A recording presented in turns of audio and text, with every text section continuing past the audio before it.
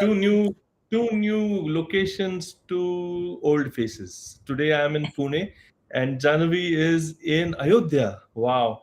So we are saying hello to you from various different places in this wild and vast country of ours. And we're talking of all kinds of modern new things. So today what we want to talk about is the reason why or what is happening with startup founders and why they're quitting and starting new. So Janavi, you shared an article with me, so maybe you can set it up and then maybe we can take it away from there. Yeah, sure.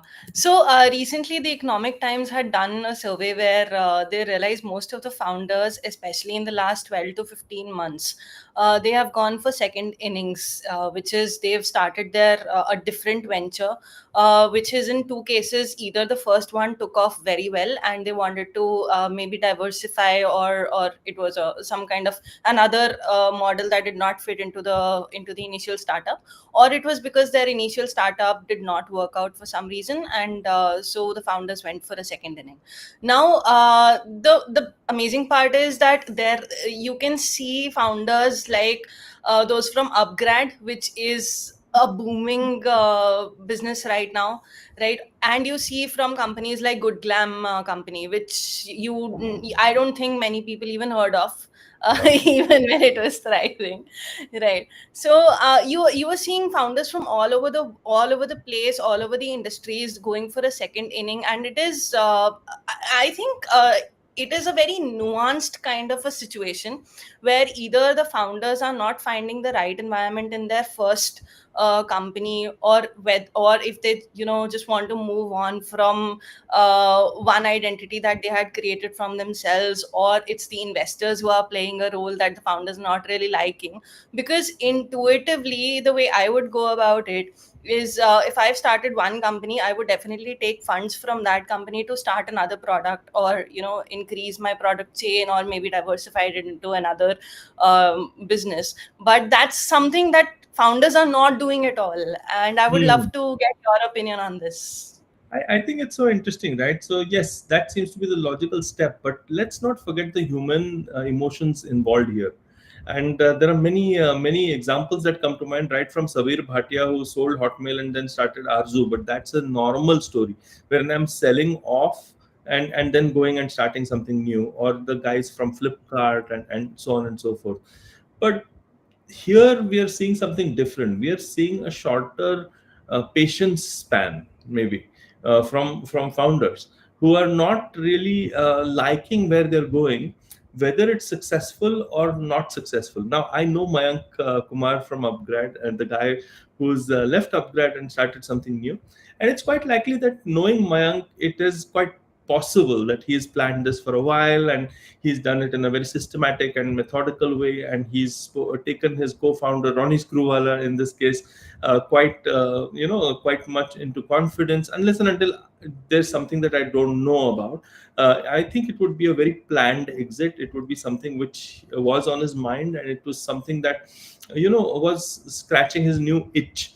Now here's the thing: Mayank has been a founder for a long time with Upgrad, right? And when I met him in 2017 or so, he had just started Upgrad, but this has been quite a long run, and he's achieved a lot of success with Upgrad. On the other hand, what I feel is these what did you say? What was the name again? Good Glam company. It is an Good Glam. influencer marketing platform. Yeah. Good grief. Okay. So, so the thing is that it's quite likely that these companies have founders who have gotten into it with some intentions which were perhaps coming from a different set of metrics. Now, it's quite likely that these metrics had been connected to an original set of plans which didn't work out, and maybe they weren't in it for the long run in any case. So it's quite likely that they saw that it's not really working out, and they quit, and then they moved ahead. And there are a lot of these so-called serial entrepreneurs who move from one place to the other, but unless and until they're achieving something with their first venture, they will be taken less seriously for the next venture. I don't know what you think.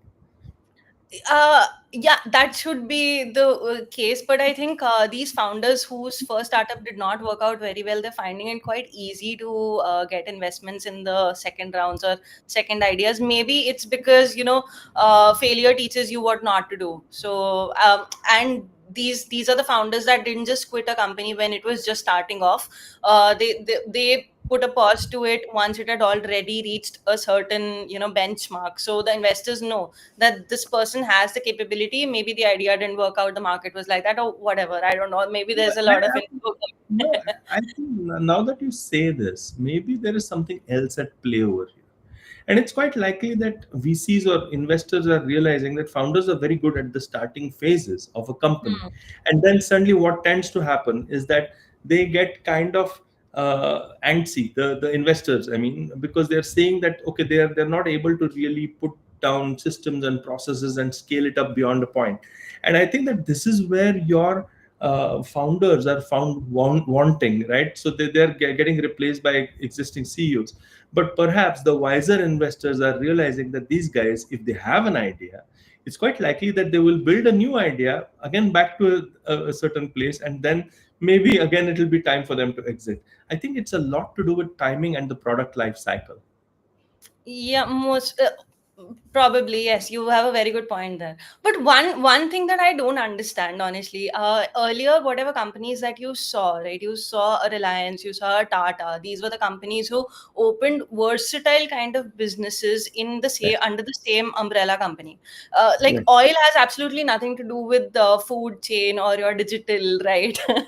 But and all of these businesses are thriving. So these are the founders that did not depend on the investor backing, or if you look at companies like Swiggy, Zomato, rather than depend on the investors a lot, they went into the IPO route, the retail investor side of things, Yeah. and these are the companies that are still thriving. I can't see Deepinder Goyal just saying, okay, I'm done with Zomato and now I'm opening a toy company. Yeah.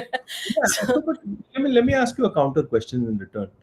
If you're good glam, would you be what is the adjacent company that you would start? okay, it could be maybe a fashion brand, for example, because I Yeah. already.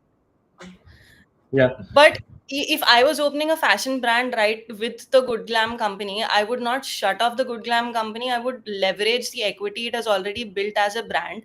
I would take the same resources of influencers that I have built as a part of my influencer marketing platform, and would use them to market my own brand.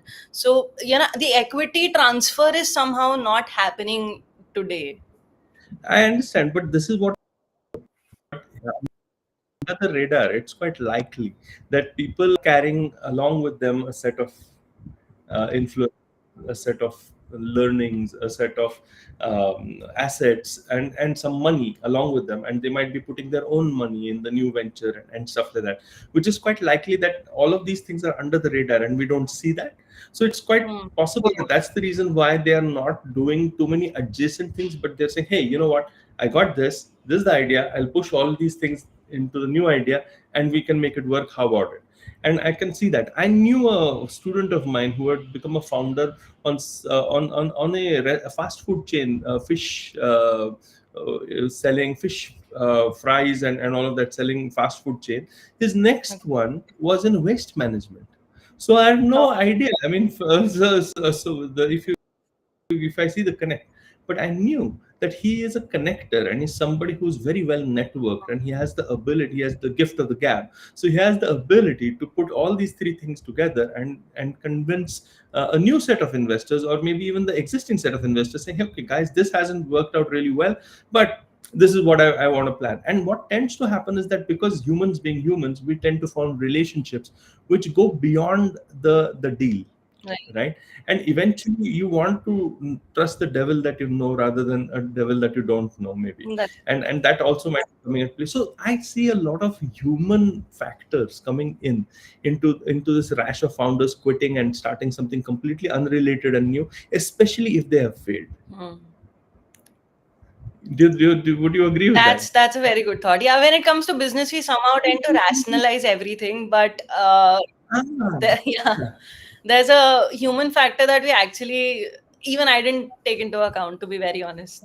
Yeah, no, there's so many times you're fighting with co-founders, you're fighting with existing investors. One of the investors wants to get off, and he says, "I'll back you." Yeah. The other guy has some hidden leverage that we have no idea The about, and synergies so on and don't so forth. match, the things don't work out. What I'd be really interested in knowing is how many of these founders actually end up succeeding Mm. with their next venture with these new investors. But for that, only time will tell, and maybe we'll do a new episode of LinkedIn and YouTube live as we are doing right now. Janvi, what do you say? We have already bored people for 10.26, 27, 28 seconds and counting. So maybe we should stop while we're ahead. Yeah. Let's wait for some numbers to come in, then we'll bore you again. All right then. Bye from Pune and Ayodhya. Right.